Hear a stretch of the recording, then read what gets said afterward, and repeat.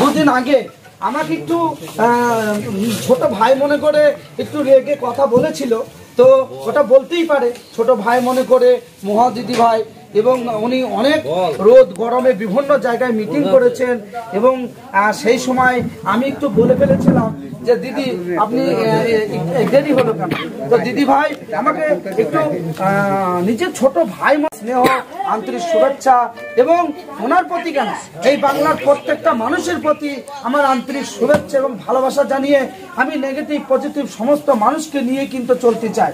আমরা একজোট হয়ে মহামৈত্রকে লক্ষাধিক ভোটে জিতিয়ে কেন্দ্রে পাঠিয়ে আমাদের নদিয়ার সম্মানকে পুনরুদ্ধার করব। শুনতেই পেলেন, আমি আজকে এসেছি বহিরগাছি 258 নম্বর বুথ। এখানে কয়েক হাজার মানুষের সমাগম। হ্যাঁ, তৃণমূলের পক্ষ থেকে কৃষ্ণনগর কেন্দ্রে 2024 সালে লোকসভা যে ভোট, এবং সেই ভোটে এখানে যে যার নেতৃত্বে এতগুলো মানুষের সমাগম এবং এই পথসভার আয়োজন করেছেন তৃণমূলের পক্ষ থেকে, আমি সরাসরি একটা প্রশ্ন করব, আচ্ছা আপনি কত হাজার লিড দিচ্ছেন এই মহামূত্র থেকে কৃষ্ণনগর কেন্দ্রে ওনাকে জেতার ব্যাপার? 258 নম্বর বুথে প্রত্যেকটা মানুষের ইস্তেহার থেকে আশা রাখছি আমাদের এখানে 1150 পোল হবে, মহামূত্র 1000 ভোট কভার করবে।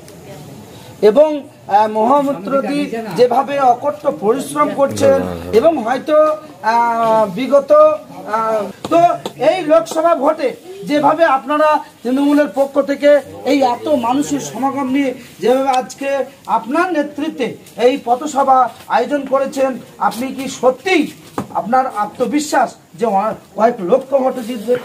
আমি একটা জিনিস জানি, মানুষ ধর্ম সব থেকে বড় ধর্ম, মানুষই শেষ কথা বলে।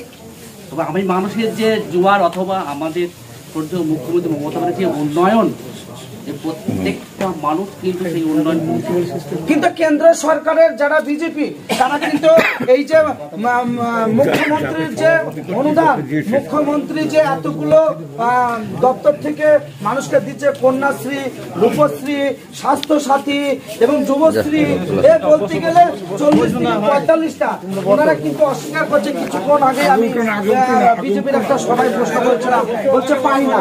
এটা আপনি কি বলবেন? বলে না পাগলে কিনা বলে, ছাগলে কিনা খায়। কিন্তু আমি বিজেপির বন্ধুদের একটা প্রশ্ন করবো যে ভারতবর্ষের সরকার 10 বছর ধরে আছে, এই 10 বছরের সরকার যে ভারতবর্ষের প্রকল্প তৈরি করেছে, কোন ব্যক্তি যদি 10 সেকেন্ডের মধ্যে 4টি প্রকল্পের নাম করতে পারে, আমি কথা দিচ্ছি তার পক্ষে ভোট যাবে। কিন্তু আমার বাংলার মুখ্যমন্ত্রী মমতা বন্দ্যোপাধ্যায় উন্নয়নের 4টে কেন 10 সেকেন্ডের মধ্যে, ঠিক আছে, প্রচুর প্রচুর উন্নয়নের কথা 10 সেকেন্ডের মধ্যে বলে দেবে। বলছি কতটা খুশি এই জনসভায়? পথসভায় তো এই বুথ হচ্ছে, মানে এরা মমতা ব্যানার্জির উন্নয়ন ছাড়া কিছু বোঝে না, এরা মমতা ব্যানার্জি ছাড়া কিছু বোঝে না। আর মহামৈত্র আমাদের যে সাংসদের যেভাবে প্রার্থী হয়ে দাঁড়িয়েছেন, তাহলে মহামৈত্র ছাড়া এখানে ভোট হওয়ার জায়গা নেই। বলছি আপনি কতটা খুশি এই যে এত জনগণ নিয়ে আজকে এই পথসভা, এই দিক থেকে আপনি কতটা আত্মবিশ্বাসী এই মহামিত্র দিকে আপনি কৃষ্ণনগর কেন্দ্র থেকে জেতার ব্যাপারে? আমি এই বুথের সভাপতি, অঞ্চল বুথ সভাপতি। তা আমার দৃঢ় বিশ্বাস, আমার এই বুথে 1150 ভোট, মোটামুটি আমরা 1000 কভার করব। তাই 100 বার। আচ্ছা আপনি কতটা খুশি? খুব খুশি, খুব খুশি। খুশি? আপনি কতটা খুশি? খুশি, খুব খুশি। আচ্ছা স্যার আপনি কতটা খুশি? খুশি মাস্টার সাহেব? সকলেই খুশি। শুনতেই পেলেন, আমি শেষ কথাটা বলতে চাই, প্লিজ ক্যামেরাম্যান এদিকে। আজকে এই যে 258 নম্বর বহিরগাছি যে গ্রামে সমস্ত বাড়ির মানুষ একত্রিত হয়ে এই এখানকার যে একটা বিরাট পথসভার আয়োজন করা হয়েছে, সেখান থেকে সরাসরি চিত্রটি আপনাদের সামনে তুলে ধরলাম। অবশ্যই আমি রাকিব মিডিয়া জিরন বলছি, সকলে ভালো থাকবেন, সুস্থ থাকবেন। আসসালামু আলাইকুম। Hello India. ক্যাটারিং এর ব্যবসা করে কলকাতায়, নমিনেশন সাবমিট করেছে, ঠিকানা কলকাতার কৃষ্ণনগর, রানীমায়ের নয়। তো মহাদিদি এই কৃষ্ণনগর কেন্দ্র থেকে বিভিন্ন জায়গায় এই 45 ডিগ্রি 47 ডিগ্রি যে তাপমাত্রায় তিনি অকট্ট পরিশ্রম করছেন এবং বিভিন্ন অলিতে গলিতে যেভাবে এই ভোটের জন্য পথসভা করে বেড়াচ্ছেন, এই দিক থেকে সত্যি অকল্পনীয়। এবং সেই দিক থেকে মহাদিদিকে আপনি কি বলতে চাইছেন? মহুয়াকে অত্যন্ত আন্তরিকভাবে ধন্যবাদ জানাই। আর একটা জিনিস হচ্ছে, মহুয়া মৈত্র প্রধানমন্ত্রী এবং স্বরাষ্ট্রমন্ত্রীর চোখে চোখ রেখে সংসদে গলার আওয়াজ চড়িয়ে কথা বলতে পারে বলে তার সাংসদ পদটা বিনা বাধায় কেটে দিয়েছে গায়ের জোরে। এবার তোমরাও দেখতে পাও যে আমার বাড়ির সামনে দিয়ে 11,000-এর পোল বসানো আছে 2 বছর। তার টানতে এসেছিল ঘোষপাড়া সুতোরপাড়া, এরা বলেছে ন্যাকের তার টাঙাতে দেবো না, মানুষ মরে যায়। প্রত্যেক জায়গায় এখনো ন্যাকের তার আছে, কিন্তু ন্যাকের তার থাকবে না হয়তো 2-1 মাসের মধ্যেই। সব এগুলোও থাকবে না, এগুলোও কভার তার হয়ে যাবে। সব জায়গাতেই কভার তার হয়ে যাবে। কভার তার হলে 3টে ট্রান্সফরমার এখনো বাড়বে বোরগাছিতে, এবং এই ট্রান্সফরমার বাড়লে পরে মানে তাহলে কারোরই কোনো লাইটের অভাব হবে না।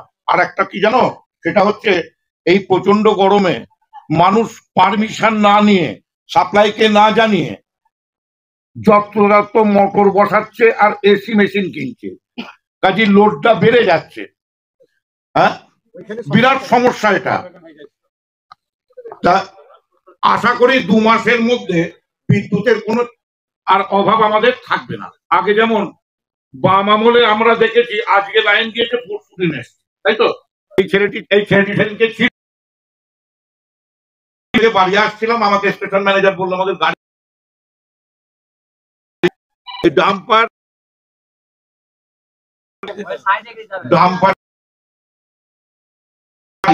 বারবার তার ছিটছে, তার লাগাচ্ছে, তার ওদের আছে। দিনের মধ্যে যদি কভার তার দিয়ে খরচে করে দেবো সেদিনকে।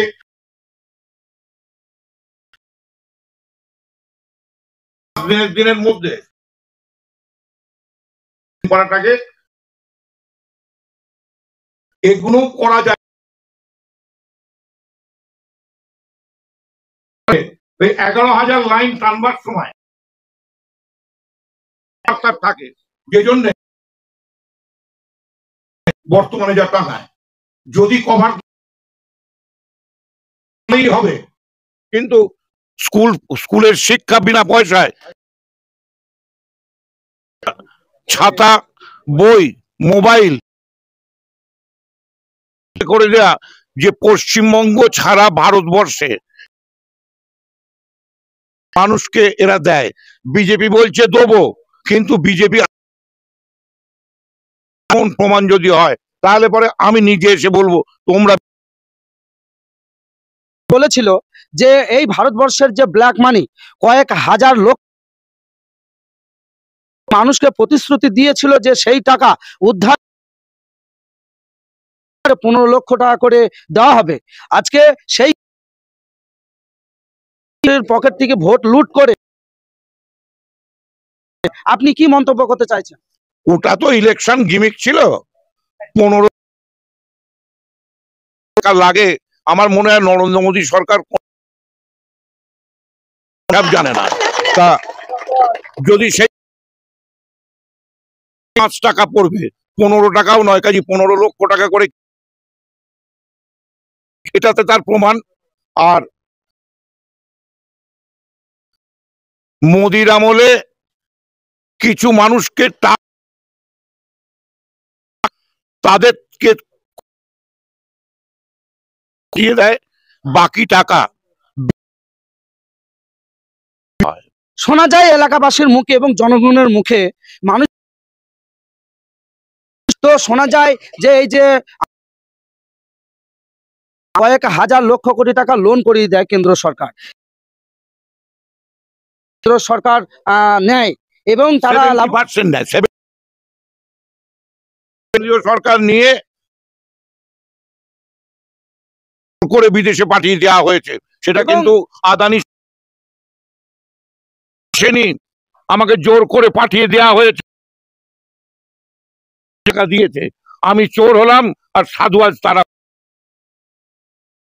হাজার লক্ষ কোটি টাকা বড় বড় কোম্পানিকে লোন করিয়ে সেই লোনে ব্যক্তিগতভাবে লোন মুকুব করে দেওয়া হচ্ছে নেক্সট টাইমে, এবং তার 70% টাকা কিন্তু ঢুকছে। এইভাবে টাকার অর্থ সরকার টিকে আছে, এই বিষয়টা জনগণের মতামত। তো বিজেপির ইন্ডিয়া করে আসলাম ধুবুলিয়া, তো ওদের কাছে আমার কিছু কথা এবং আমাদের হিন্দুত্ব বজায় রাখতে হবে, হিন্দুত্ব আমাদের ধরে হিন্দুত্ব আগে ছিল না, তাহলে আগেও ছিল, তো বজায় রাখতে হবে সেটা। এই বিষয়টা নিয়ে আপনি একটু ভেঙে বলেন। কয়েকদিন আগে আমি বাজার থেকে এই নমসূদ্রপাড়ার মুখ মানে যত যেই বেরিয়েছে এমন সময় বললো জয় শ্রীরাম। আমি সাইকেলটা দাঁড় করিয়ে দুটো ছেলেকে দুটো চড় মারলাম। তো স্যার ধর্ম বর্ণ নির্বিশেষে ভোট প্রত্যেকটা ব্যক্তিরই একটা, যতগুলো দল আছে মানুষের ব্যক্তিগত যাকে, কিন্তু এই ধর্ম নিয়ে যে একটা ডিভাইড, যে ধ্বনি দিয়ে যে একটা ডিভাইড তৈরি করা, তো শ্রীরাম তো আমরাও বলি, আর হিন্দু আমার ছেলে আজ যখন থেকে সে মহাবীরের পুজো করে এখানকার যায়, তো স্যার জয় শ্রীরাম এরা যে সেটা বলে জয় শ্রীরাম, তার মানে কি জয় শ্রীরামকে বেচে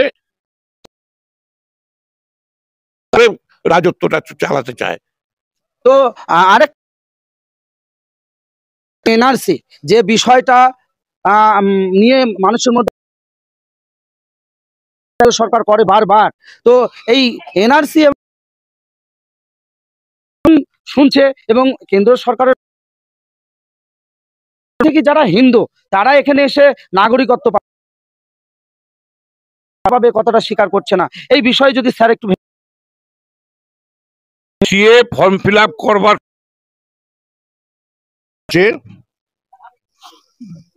আমি কাগজটা দেখাই।